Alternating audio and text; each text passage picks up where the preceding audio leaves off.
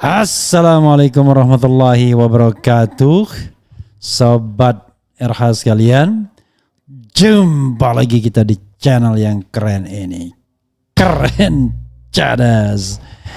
Ya, sobat RH sekalian, coba kita baca atau ulas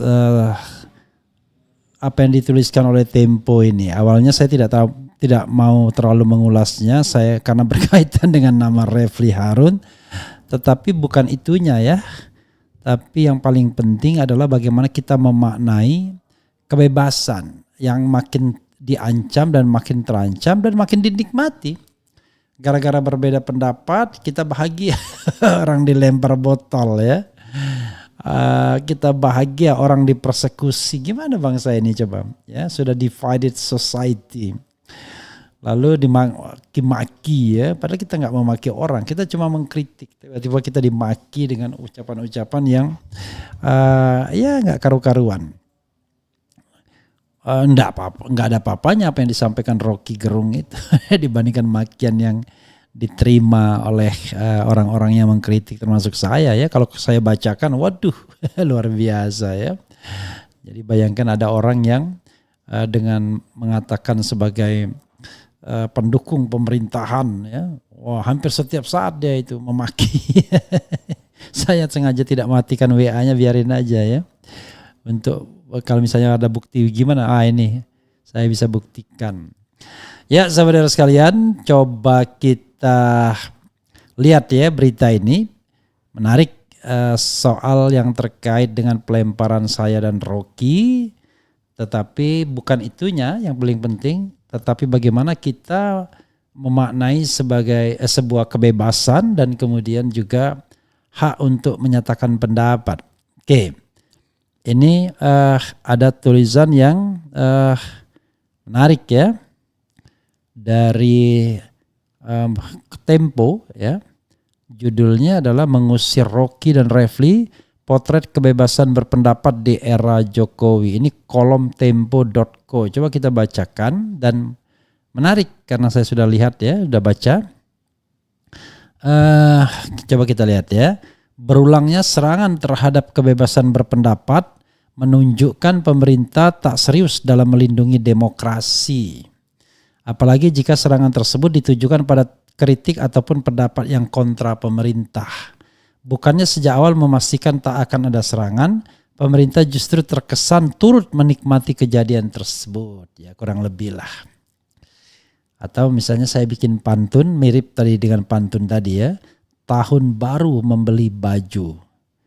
Baju dibeli di Gang Buntu. Ya kan? Di Pasar Buntu ya, di hari Sabtu juga boleh ya, baju dibeli di hari Sabtu. Demokrasi kita tidak pernah maju karena persekusi malah dibantu. Jadi mereka yang mempersekusi malah dibantu. Oke.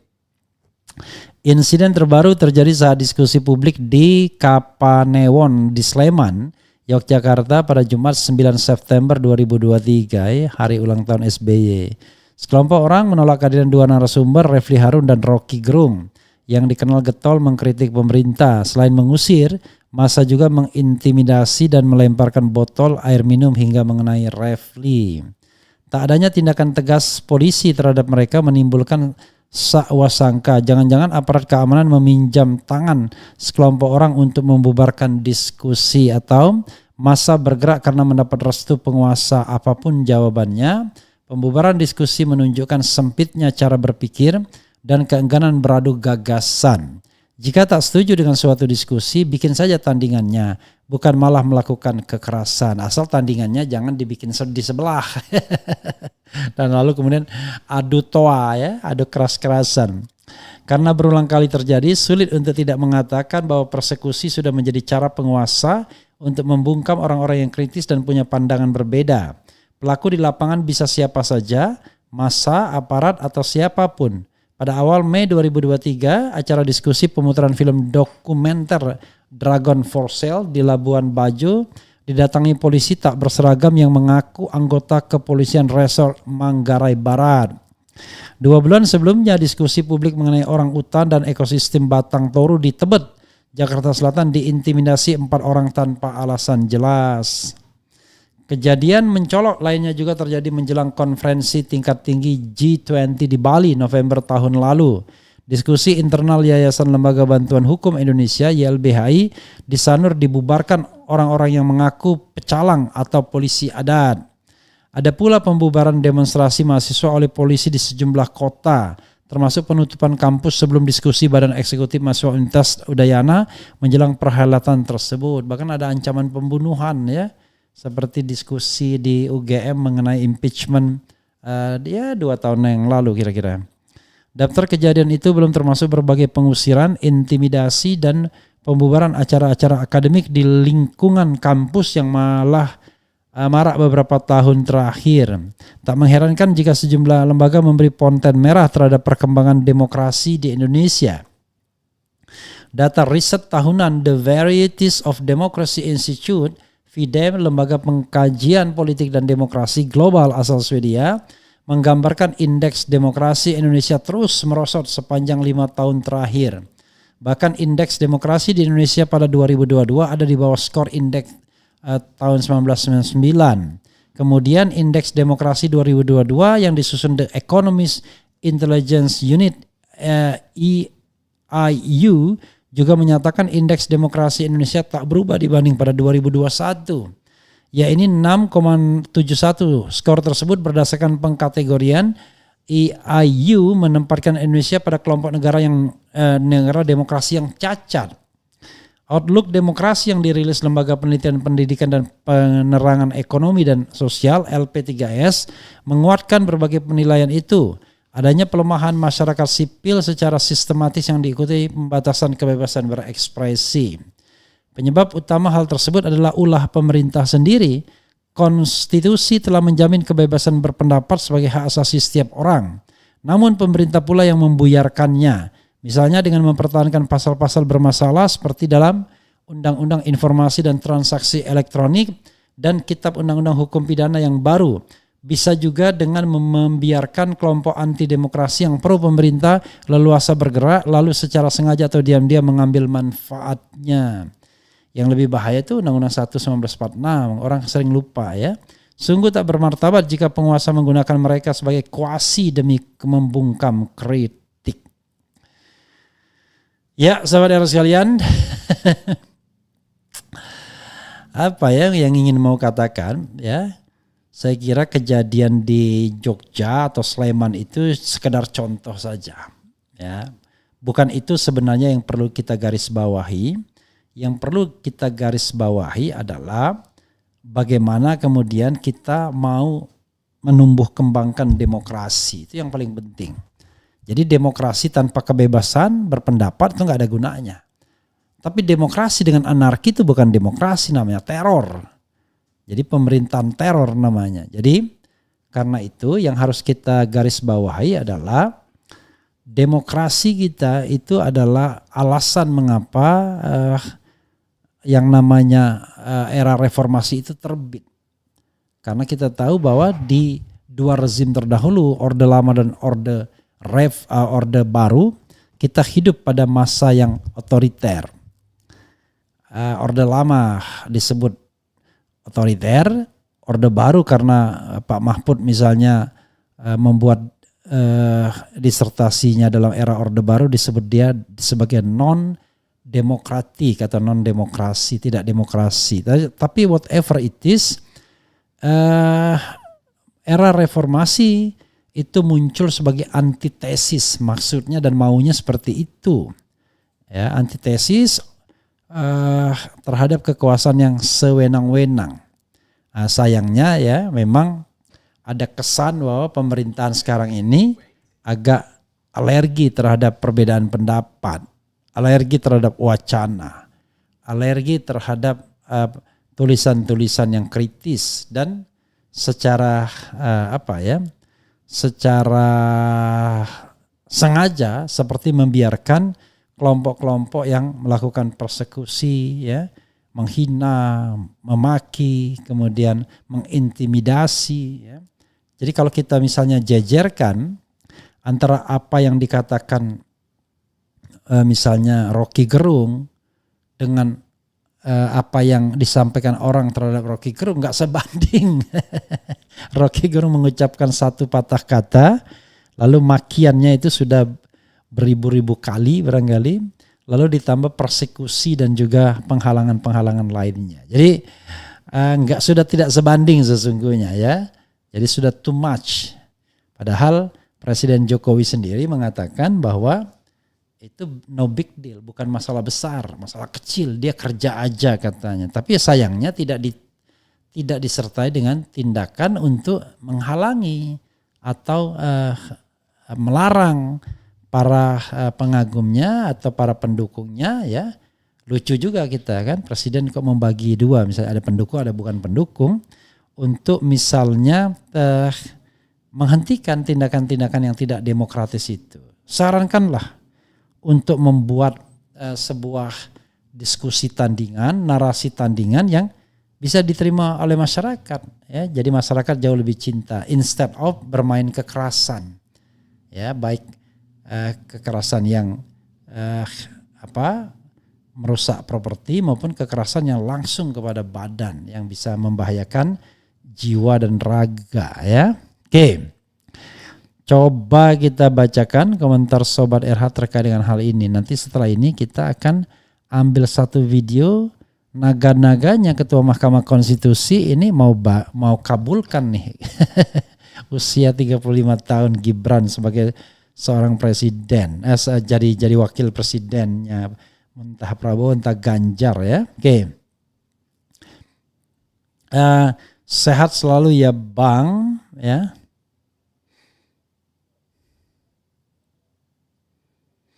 Kemudian Bung RH, kenapa nggak diperkarakan saja itu yang lempar botol buat pelajaran? Nah, jadi Randy Zoldyck ya, kita harus paham antara yang namanya delik aduan sama delik umum. Ya, secara theoretically ngapain saya memperkarakan yang bersangkutan? Ya, bikin repot aja, harus bikin laporan ke Yogyakarta, nanti malah kita yang jadi repot ya, disuruh bolak-balik Jogja dan lain sebagainya untuk diperiksa sebagai korban dan lain sebagainya. Padahal itu kan delik umum yang orang juga sudah melihatnya. Jadi saya tidak mau juga merepotkan diri saya sendiri ya untuk hal-hal yang menurut saya, bagi saya no big deal bagi saya, tapi bagi demokrasi itu big deal. Jadi sebenarnya yang dituju itu bukan pelemparnya itu sendiri. Karena kalau cuma pelempar itu kan bisa saja orang suruhan. Ya, yang paling penting itu adalah bagaimana komitmen pemerintah, komitmen penguasa, komitmen aparat penegak hukum untuk menegakkan demokrasi. Kalau nggak punya komitmen, wah berat itu soalnya. Jadi ngapain kita misalnya dalam tanda kutip nimpe rakyat kecil? Justru akan terjadi yang namanya konflik horizontal. Jangan sampai terjadi konflik horizontal sesama anak bangsa, sesama warga negara yang kemudian malah penguasa yang kemudian tertawa terbahak-bahak karena kita sibuk melayani konflik horizontal tersebut. Justru kita tagih komitmen penguasa, komitmen pemerintah, komitmen negara untuk menegakkan hak asasi manusia, ya, melindungi kemerdekaan berserikat berkumpul, ya, baik secara lisan maupun tulisan, dan juga yang paling penting juga ya menunjukkan bahwa negara ini adalah negara hukum dan demokrasi. Jadi negara demokrasi konstitusional. Kalau misalnya kita mengklaim sebagai negara demokrasi konstitusional, urusan ilmiah saja kita dipersekusi, apatah lagi urusan yang lain. Saya membayangkan ya, yang mereka tuh ngamuk kalau misalnya ada kasus korupsi. Lalu koruptornya itu lagi disidangkan, lalu mereka demo agar dihukum berat. Nah itu baru keren. Ini ada sebuah dianggap penghinaan terhadap kepala negara, ributnya minta ampun, seolah-olah dunia mau kiamat. Padahal negara tidak pernah rusak ya dengan sebuah statement, dengan sebuah pernyataan. Negara rusak itu karena para koruptor yang memelihara para buzzer, melindungi melindungi kekuasaan dengan uang yang digaruk dari negara seolah-olah menjadi paling NKRI dan Pancasilais. Jadi kepada mereka lah harusnya hukum itu lebih ditegakkan.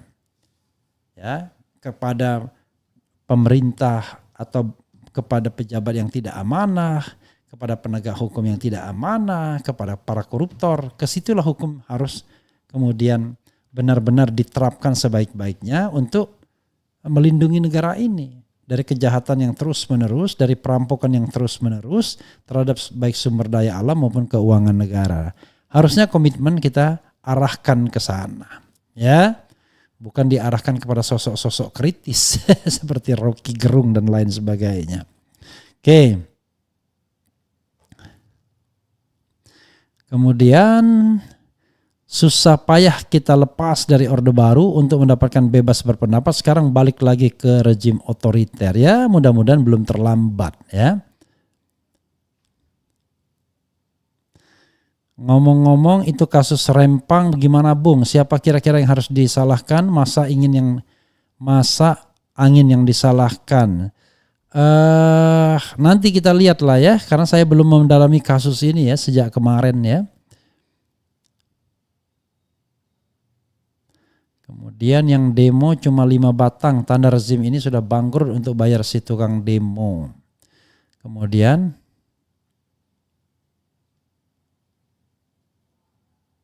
apa lagi ya? Pak Refli Harun percuma laporkan ketua PNIB ke polisi karena dia dibela dan dibackingi rezim. Dia itu dalam semua persekusi Rocky, ulama, Ustadz Felix dan Abdul Somad dan yang suka buat LP yang kritik Jokowi. I don't know exactly ya. Saya kira saya tidak punya tidak punya masalah pribadi dengan yang bersangkutan. Masalah kita ini adalah masalah struktural. Masalah struktural, karena itu tetap saja struktur kekuasaan yang harus kita permasalahkan. Jadi jangan pribadi-pribadi. Justru orang-orang seperti itu adalah korban, ya. Korban dari permainan pihak-pihak yang tidak bertanggung jawab, yang ingin membungkam kebebasan berpendapat, berbicara dan lain sebagainya, ya. Jadi jangan dibenturkan kepada konflik horizontalnya. Hei Anda rakyat Indonesia, ingat penguasa itu bukan pihak yang harus Anda lindungi. Mereka punya duit, punya aparat. Justru rakyat lemahlah yang harus Anda lindungi seperti di Rempang. Itulah. Jadi aneh sekali. Tiba-tiba ada pahlawan yang mau melindungi penguasa. Penguasa itu semua punya alat, bahkan dia punya hukum. Ya, punya rezim, punya tentara, punya polisi dan lain sebagainya. Ngapain kita melindungi penguasa?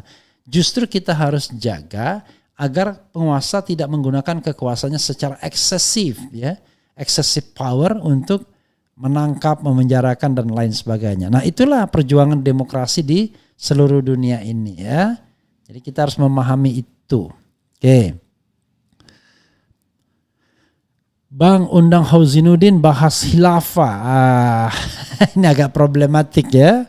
Nanti saja ya.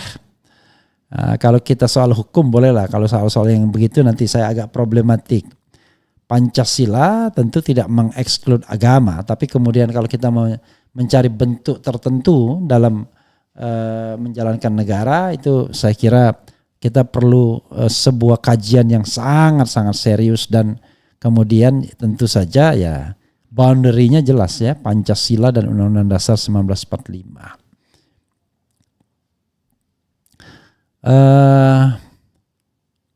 Kemudian semangat Bung RH, suarakan terus kebenaran dan keadilan walau ada insiden persekusi, tetap semangat. Ya bukan soal semangat tetapi ini adalah seharusnya hak warga negara ya.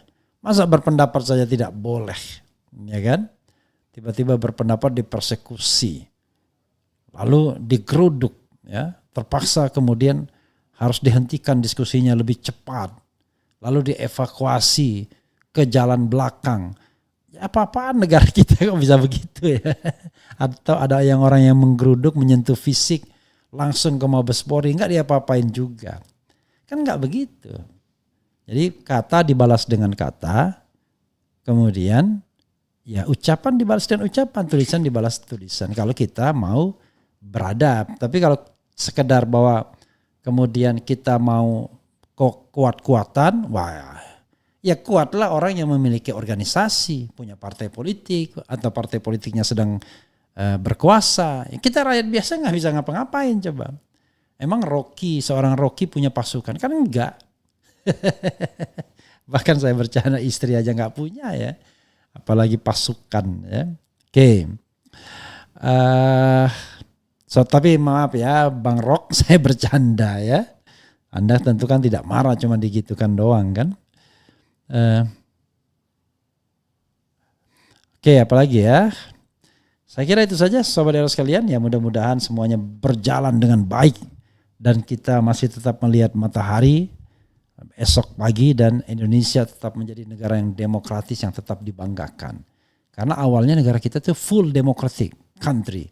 Tapi sekarang cuma demokrasi yang cacat. Dan kebebasannya pun tidak full tapi partly.